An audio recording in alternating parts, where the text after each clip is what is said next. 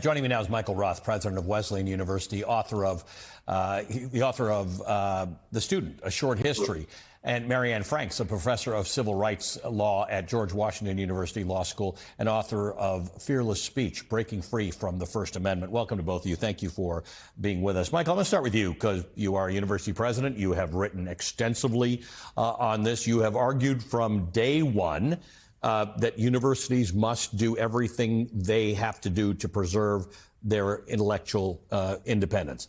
Talk to me about where you think we are in this moment. There's been a lot of ink about Harvard. A lot of people who say, great that Harvard's done it. A lot of people who say it's a day late and a dollar short.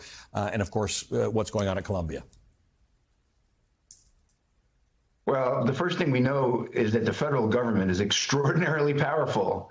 And when it throws its weight around in ways that we haven't seen in a very long time, colleges and universities are frightened. And not just colleges and universities. Anyone who works in civil society who feels that the privileges of the freedoms we have from not having to follow the dictates of the person in the White House, they're frightened. What we've seen in the last few days, in the last week really, is that the overreach of the White House and trying to dictate to Harvard what they can teach, who they can hire, how many people with different political views you should have in each department, that was much too far. And so if there was any temptation to strike a deal with the administration, that evaporated in the face of this extraordinary set of demands. This morning, there's an announcement that maybe that set of demands was a mistake itself. They shouldn't have sent it. So we see this chaotic operation of the White House continues, but it does really provoke fear in civil society. Right. There was some discussion, as you're referring to, Harvard was in conversation with the federal government about maybe coming to some sort of an agreement. And then this email with a bunch of demands went out, and some argument about whether that was supposed to go out or it was a draft or it was for internal consumption. Who knows what that story is. Professor Franks, along the same lines, Columbia came out with a statement within 12 hours of Harvard's public rebuke of Trump, emphasizing the importance of the university's independence and autonomy. Look, I love Columbia. I live not far from it. They've not been a profile in courage on this front so far. What do you make of that? Well, first, I think it's absolutely right to say they have been the opposite of a profile in courage. They have really managed to throw their entire community under the bus. They've done everything to appease the administration. And if there's any good thing that's come out of that, it is an illustration, if anybody was ever in doubt, that appeasement doesn't work, right? So if you are going to do everything to bend over backwards to please this administration, it will never be enough.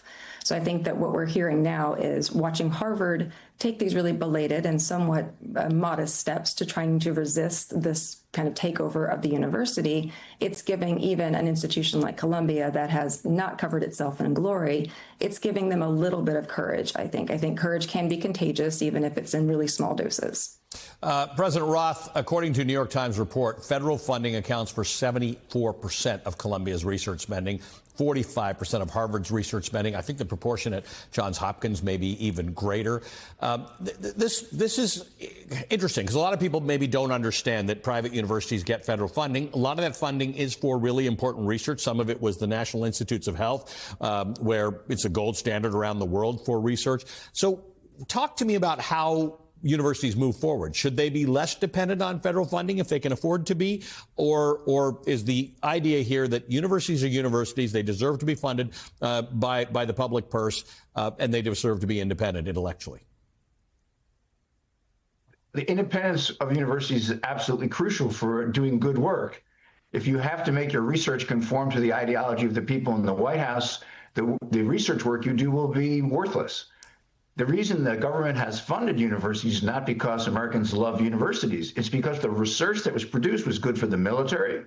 It was good for the economy. It's been good for the healthcare.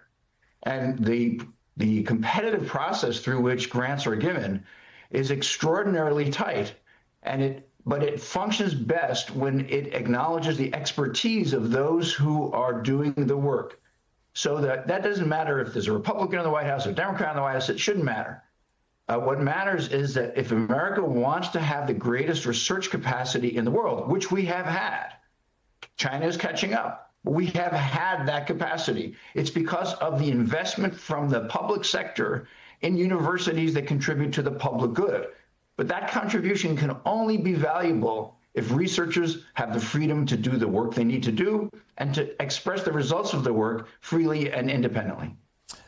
Professor Franks, one of the things that's going on here, whether you look at what's going on at the universities or the deportation of some of the students, two from Columbia, one from Tufts, and others around the country, or Kilmar Abreu Garcia, is this concept of low-hanging fruit. And you've talked about this, you've written about this, that some people are easier to attack or take away their free speech rights than others. There are some people who are being treated incorrectly or not given due process by the government who are unsympathetic to many Americans.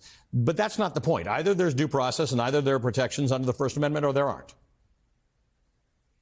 That's exactly right. And this is a tactic that we've seen from every authoritarian regime. If you start out from the start to say we're going to attack everybody, you'll get resistance. You attack elites, you attack people who are well liked, then you're going to have a lot of people standing up and saying, we think this is wrong. So what do authoritarians do instead? If they know they're going to get that kind of resistance, they start with the unlikable. They start with the vulnerable. They start with the people who have always been dehumanized or have had caricatures of them promoted. They start there and they assure everyone else that the reason why we're punishing those people and they don't deserve process is because they're bad people. Now, of course, all of these accusations are made without evidence, but they're very inflammatory. They are meant to try to rile up a certain kind of animalistic sentiment rather than rational deliberation. And you keep convincing those who are not under fire that day that no, we're just going after these undesirables. And of course, the plan is to start with those, get everyone accustomed to the idea that it's okay to take away certain protections, whether that's the First Amendment or the Fifth Amendment or any of our rights. And as soon as you let that happen, as soon as you let that door open, of course, it's going to be the next group and the next group. But there's two really important things to say about that it's not just a question of, they came for someone else first and then there's nobody to speak for me in that famous Martin Niemöller quote. But to insist on both that it is not okay for it to happen to anyone. Yes. It is a problem because it shouldn't happen to anyone. Correct. But it will also happen. Yeah, that's right. The idea that they're coming for me is important, but the idea that they're coming for them, even if I don't agree with them and I don't support them, is perhaps more important intellectually and for us as a people. Thanks to both of you. We need to continue this conversation because there's a lot more we didn't even touch on. Michael Roth is the president of Wesleyan University and the author of the book, The Student, A Short History. Marianne Franks is a professor at George Washington University Law School and author of Fearless Speech, Breaking Free from the First Amendment.